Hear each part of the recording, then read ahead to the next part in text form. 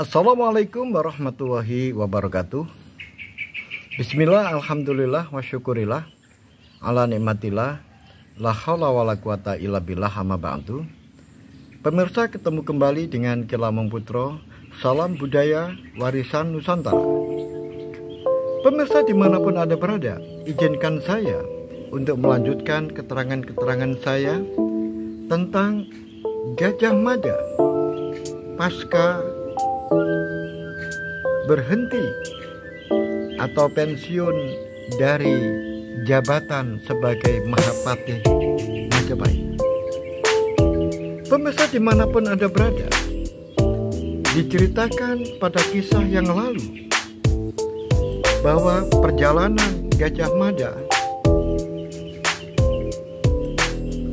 yang berada di Galing bertemu dengan orang-orang Mojopahit yang merampok masyarakat nelayan yang ada di Galing.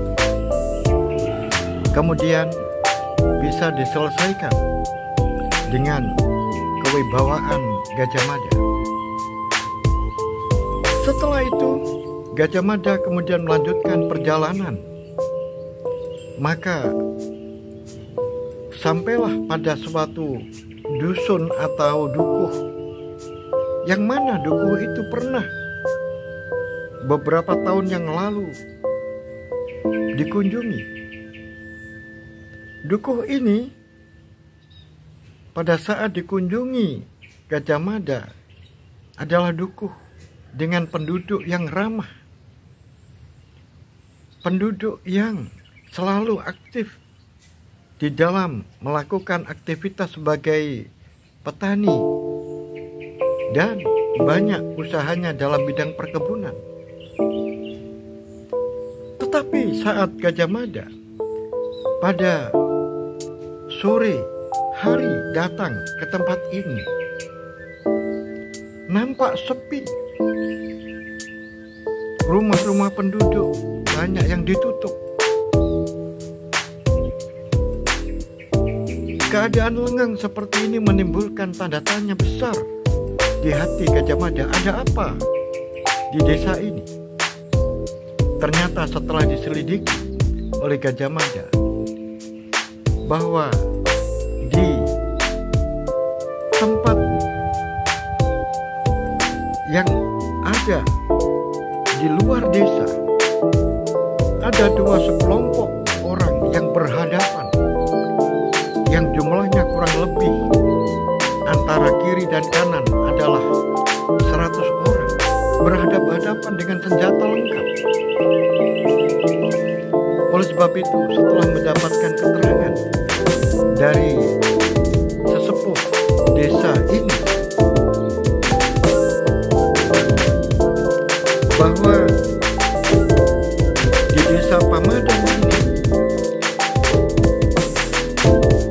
sedang menghadapi seseorang yang dipimpin oleh Ki Buyut Seletes, yang mana Ki Buyut Seletes ini membawa ratusan orang yang menuntut pada Ki Buyut Pamadan, yaitu Ki Buyut Pintas Merti, untuk menyerahkan anak gadisnya, karena anak laki-laki dari Ki Buyut Pintas Merti dari Pamadan ini dituduh menculik anak gadis dari Ki Buyut Seletes. Nah, keterangan ini akhirnya dipakai oleh Patih Gajah Mada yang saat itu sudah dicopot jabatannya sebagai seorang patih. Karena Gajah Mada berpikir kalau ini dibiarkan pasti akan terjadi jatuh korban di antara kedua belah pihak. Oleh sebab itu, Gajah Mada menerapkan ilmu yang dimiliki, yaitu ilmu celeret tahun warisan dari Kiai Pawagal dari Banculuk ujung galuh. Setelah ilmu ini diterapkan, maka tiba-tiba datanglah angin kencang. Dan angin kencang ini dirasakan oleh orang-orang yang ada di luar desa yang saling berhadapan. Mereka terkejut dengan adanya tiba-tiba datang angin kencang. Setelah angin kencang ini berlangsung, mereka masih bisa menahan derasnya tatapan angin kencang ini. Tiba-tiba terjadilah lesus atau puting beliung, atau dalam bahasa yang banyak orang kurang mengerti, yaitu celeret tahun. Maka orang-orang ini sudah mulai tiarap karena sudah tidak mampu menahan gempuran dari puting beliung yang menerjang dirinya.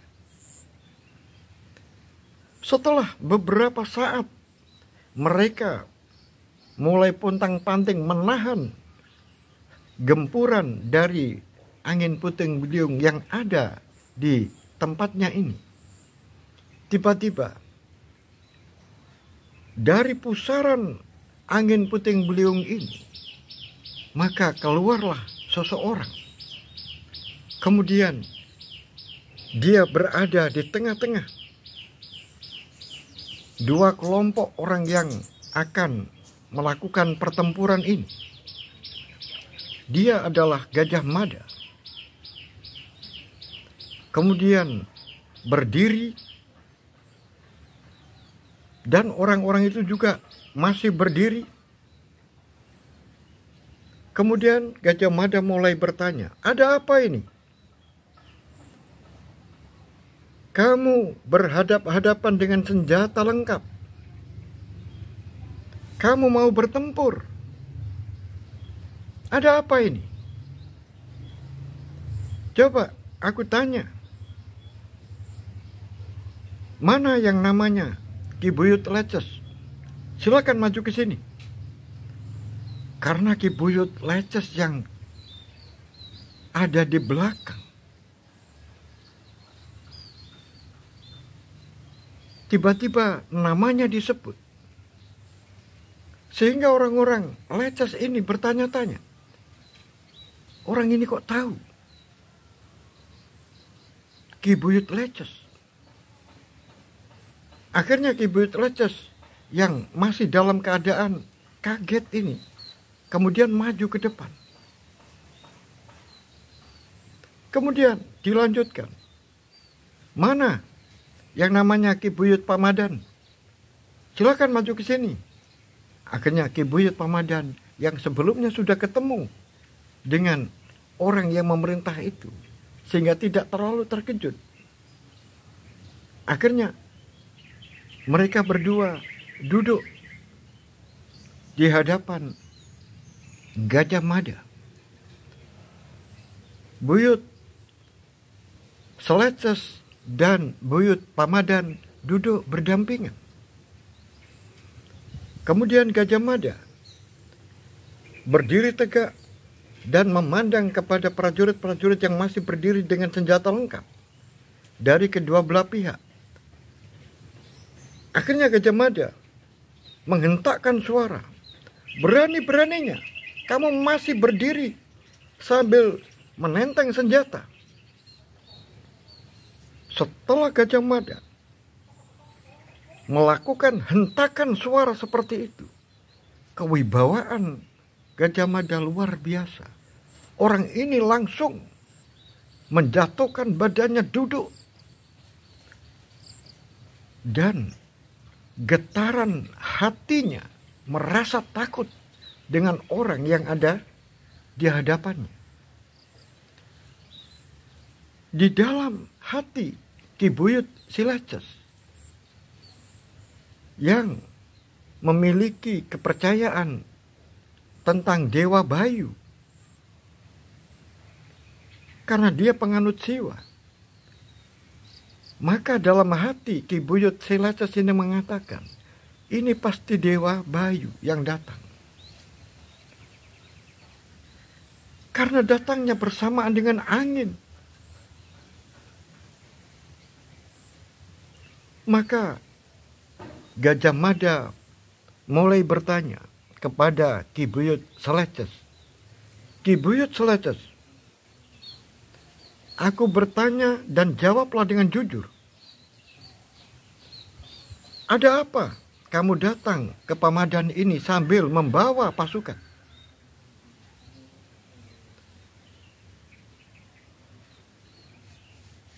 Jawablah dengan jujur. Mohon maaf, aku datang ke sini adalah menuntut hak saya. Karena anak saya diculik oleh anaknya Ki Buyut Pamadan. Oh, jadi anakmu diculik oleh anaknya Buyut Pamadan. Benar. Gajah Mada kemudian berhenti sebentar. Dan pandangannya dialihkan kepada Ki Buyut Pamadan. Benarkah itu, Ki Buyut Pamadan, tuduhan yang ditujukan kepadamu karena anakmu menculik gadis anaknya Ki Buyut Seleces? Mohon ampun, saya tidak pernah menculik, anak saya juga tidak pernah menculik anak gadis dari Ki Buyut Seleces. Ceritanya begini. 3 hari yang lalu, aku bersama keluarga datang ke Seleces untuk meminang anak gadis dari Ki Buyut Seleces ini. Tetapi pinangan saya yang sudah secara adat memenuhi persyaratan, semua ubur rampe secara adat sudah saya penuhi. Tetapi lamaran anak saya ditolak oleh Ki Buyut Seleces. Karena merasa lamaran anak saya ini ditolak oleh orang tua dari gadis, yaitu anaknya Ki Buyut Seleces. Akhirnya gadis ini pergi mengikuti anak saya ke Pamadan ini. Oleh sebab itu, kalau itu dikatakan anak saya menculik anaknya Ki Buyut Seleces, maka tuduhan itu tidak benar. Apakah benar yang dikatakan oleh Ki Buyut Pamadan tentang ceritanya seperti itu? Jawab Ki Buyut Seleces.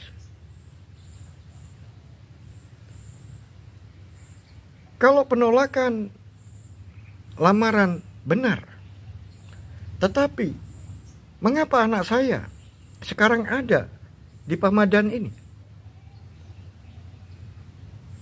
Itu yang menjadikan soal. Berarti anak saya diculik oleh anaknya Ki Buyut Pamadan. Buktinya ada di tempat ini. Sekarang jawablah pertanyaan saya, Ki Buyut Seleces. Anakmu umurnya berapa? Dan jelaskan mengapa kamu menolak lamaran dari putranya Ki Buyut Pamadan. Jawablah dengan jujur. Anak saya berumur 19 tahun. Terus terang saja, aku menolak lamaran dari Ki Buyut Pamadan. Itu disebabkan karena aku beragama Siwa. Sedangkan anaknya Ki Buyut Pamadan dan Ki Buyut Pamadan sendiri adalah penganut agama Buddha. Oleh sebab itu, saya tidak bisa menerima lamaran itu. Oh, begitu. Ki Buyut Seleces, umur 19 tahun bagi seorang wanita, itu sudah bisa merawat dirinya sendiri, bertanggung jawab terhadap dirinya sendiri. Dan dia bisa menentukan masa depannya. Jadi kalau prakarsa anakmu kemudian mengikuti orang yang dicintai, kemudian datang ke Pamadan ini, itu adalah sebab dari sebuah cita-cita dari seseorang yang sudah dewasa. Jadi tidak bisa kamu katakan ini sebagai penculikan. Karena anakmu sendiri yang datang ke sini dan anakmu sudah dewasa. Kemudian yang kedua, kamu menganggap agama Buddha lebih tidak bisa diterima karena kamu menganggap bahwa agama Siwa lebih bagus daripada agama Buddha. Sekarang aku bertanya kepadamu, apakah di tempatmu tidak ada orang yang memeluk agama Buddha?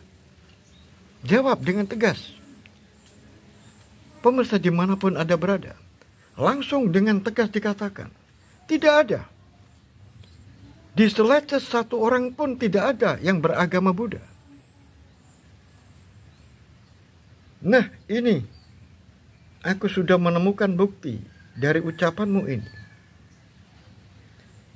Pasti orang-orang yang ada di Seleces, kalau ada orang yang memeluk agama Buddha, pasti kamu beri pilihan bisa tinggal di Seleces atau berganti agama memeluk agama Siwa. Begitu kan? Ki Buyut, ingat, kamu berarti sudah memaksakan kehendak seseorang. Tidak mungkin satu tempat yang begitu luas di Seleces itu kemudian tidak ada orang yang memeluk agama Buddha kalau tidak dipaksa, diberikan pilihan. Sehingga pilihan itu memaksa orang-orang itu kalau mau tinggal di Seleces maka harus memeluk agama Siwa. Ini kamu sudah melanggar hukum Tripakso. Dan kamu sudah melanggar hukum Makutarama Dharma Sastra. Ingat, kamu akan menghadapi pengadilan karena di Mojopahit ada yang namanya Dharma Diaksa Kasaiwan, yaitu pimpinan agama Hindu, dan dia juga menjadi adiaksa, orang yang mengadili orang-orang yang beragama Hindu yang melanggar hukum. Dan kamu sekarang melanggar hukum Tripaksa. Oleh sebab itu, perlu diketahui, aku adalah orang yang membuat hukum-hukum itu. Hukum Tripaksa dan Makutarama Dharma Sastra yang membuat adalah Gajah Mada. Saya ini adalah Gajah Mada. Pemirsa dimanapun Anda berada, akhirnya orang yang sekian banyak ini langsung tertelungkup dan minta ampun karena melakukan kesalahan. Utamanya adalah Ki Buyut Seleces. Akhirnya Gajah Mada bangkit kembali dan mengatakan, Sekarang aku perintahkan kepada kamu berdua, Ki Buyut Seleces dan Ki Buyut Pamadan, kamu harus pergi ke kota raja, menemui Prabu Hayam Wuruk, dan mintalah dihukum. Kalau kamu minta dihukum, maka berbeda dengan kamu didatangi kemudian dihukum. Oleh sebab itu, aku sekarang pergi dan aku ingatkan, jangan pernah kamu bertengkar lagi, bertempur lagi, karena ini semuanya adalah melanggar hukum, melanggar aturan. Aku perintahkan, kembalilah kamu ke rumah masing-masing. Yang rumahnya Leces kembali ke Leces, dan orang-orang Pamadan kembali pulang. Pemirsa dimanapun Anda berada, kewibawaan Gajah Mada memang luar biasa. Akhirnya Gajah Mada berjalan meninggalkan orang-orang itu dan naik kuda, kemudian menuju ke arah selatan. Pemirsa dimanapun Anda berada, orang yang ditinggalkan yaitu Ki Buyut Seleces dan Ki Buyut Pamadan. Akhirnya mereka berangkulan, saling meminta maaf, dan akhirnya Ki Buyut Pamadan membawa Ki Buyut Seleces itu untuk mampir ke rumahnya, dan semua orang-orang Seleces ini dibawa ke rumahnya Ki Buyut Pamadan, dan di sana sebelum mereka pulang maka dijamu terlebih dahulu, dan akhirnya mereka berdua sudah tidak bermusuhan lagi. Pemirsa dimanapun Anda berada, terus bagaimanakah perjalanan Gajah Mada? Gajah Mada memang sengaja untuk memperlambat perjalanannya, karena Gajah Mada menginginkan dirinya tiba di lokasi yang dituju, yaitu Sapeh, diperkirakan tengah malam. Oleh sebab itu, setelah sampai di Sapeh di tengah malam, maka di sana sungguh suasananya sangat menakutkan. Deru suara angin dan pohon-pohon besar, kemudian suara jatuhnya air terjun, karena di sana ada 7 air terjun. Belum lagi ditambah gelapnya malam. Sungguh tempat ini sangat menakutkan, karena banyak orang mengatakan bahwa tempat itu adalah tempat kerajaan orang-orang gaib, tempat kerajaan bongso halus. Oleh sebab itu, Gajah Mada setelah sampai di tempat itu, yang dilakukan adalah orientasi terlebih dahulu di tempat itu, dan dilihatnya dengan mata kepalanya, didengar dengan telinganya, dan dirasakan dengan hati. Akhirnya Gajah Mada duduk dan membakar dupa, kemudian melakukan puja mantra yang isinya adalah mohon izin untuk tempat tinggal yang baru di tempat ini. Maka minta izin kepada bongso alus, penghuni dari tempat yang ditempati ini, yaitu Sapeh. Ternyata bongso-bongso alus datang. Dan oleh Gajah Mada dikatakan, bagi yang mau bersama dengan Gajah Mada, maka Gajah Mada tidak keberatan untuk bertetangga berdampingan dengan bongso-bongso alus. Tetapi bagi yang tidak mau tinggal bersama, maka dipersilahkan untuk mencari tempat tinggal baru. Tetapi bagi bongso alus yang ingin melawan, maka Gajah Mada siap untuk melayani. Pemirsa dimanapun Anda berada, ternyata bongso-bongso alus yang datang ini hanya ada dua pilihan, yaitu ada yang mau tetap tinggal bersama dan banyak yang mau meninggalkan tempat itu untuk mencari tempat yang lain. Dan satu pun tidak ada bongso alus yang mencoba melawan Gajah Mada. Pemirsa dimanapun Anda berada, di samping itu juga bongso-bongso kasar, makhluk-makhluk kasar juga datang. Utamanya adalah berbagai macam jenis ular. Mereka datang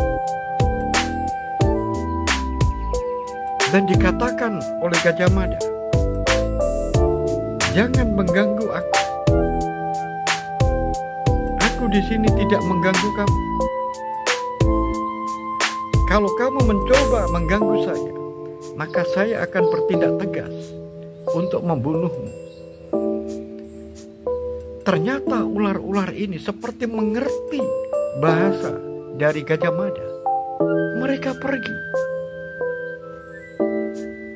Tetapi ada ular yang besar yang sejak tadi mengamati kehadiran Gajah Mada.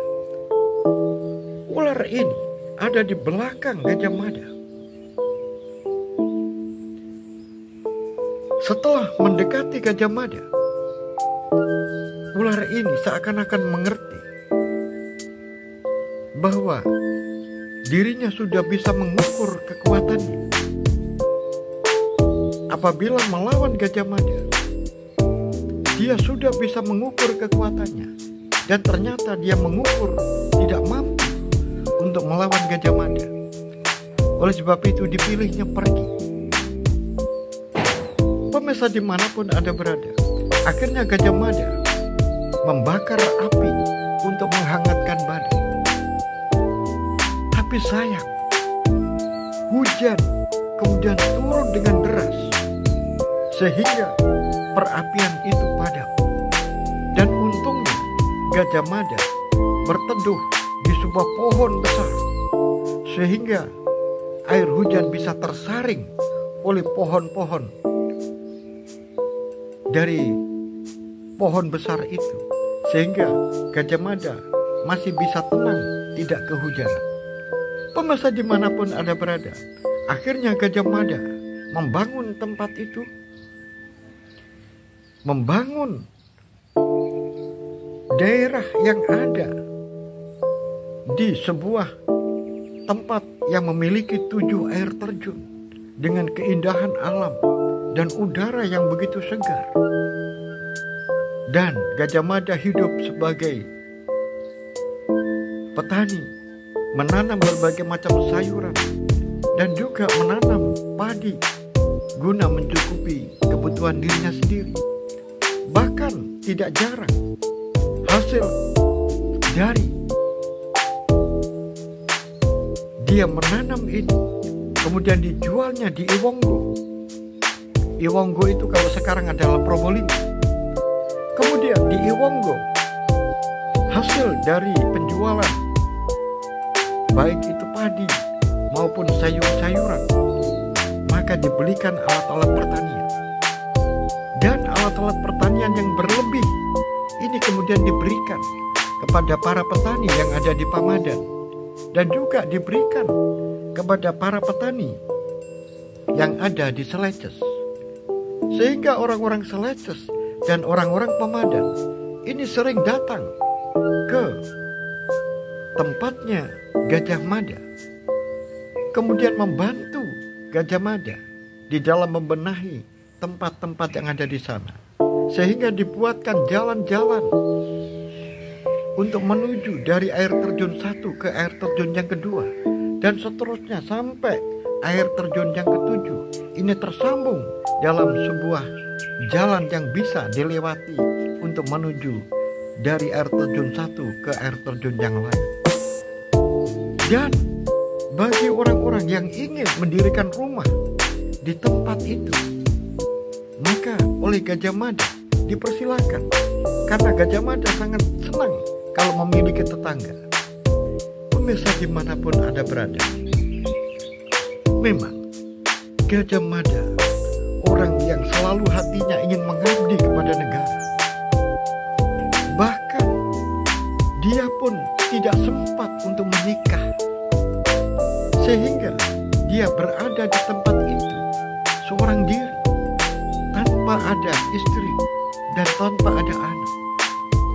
Dan itu dilakukan sengaja karena dia sudah bersumpah tidak akan hidup enak-enakan sebelum cita-citanya berhasil, yaitu mempersatukan Nusantara.